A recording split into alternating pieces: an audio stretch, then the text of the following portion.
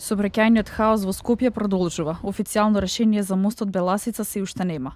Експертите тврдат дека мостот не треба да се руши, туку да се направат анализи да се изврши санација. Граѓаните немаат избор. Единствено им преостанува да поминуваат по останатите критични скопски мостови, за кои експертите апелираат да се обрне внимание.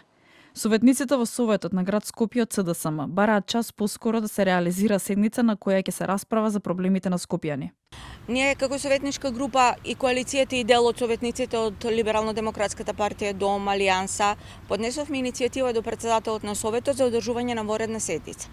До денес нема ништо од тоа. Ние баравме навистина да како точка на воредната седница да се разгледува финансиската состојба на град Скопје, меѓутоа во меѓувреме се случи тоа што се случи со мостот, се добивме информација како граѓани, како советници, не, дека мостот најверојатно ќе биде во употреба подолго време.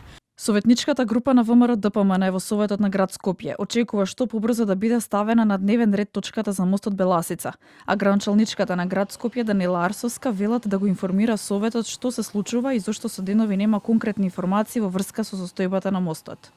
Надлежни за овој проблем се во конкретниот случај локалната власт, тоест градот Скопје, како и централната власт и институциите кои што се надлежни по централната власт. Овие денови сме сведоци како градот Скопје и централната власт си ја префрлуваат топката за надлежноста и одговорноста, а од друга страна не слушнавме од никој било какво решение за надминување на проблемот кој што е актуелен и постои. Доколку не се реализира вонредна седница, редовната е закажана за 30 мај.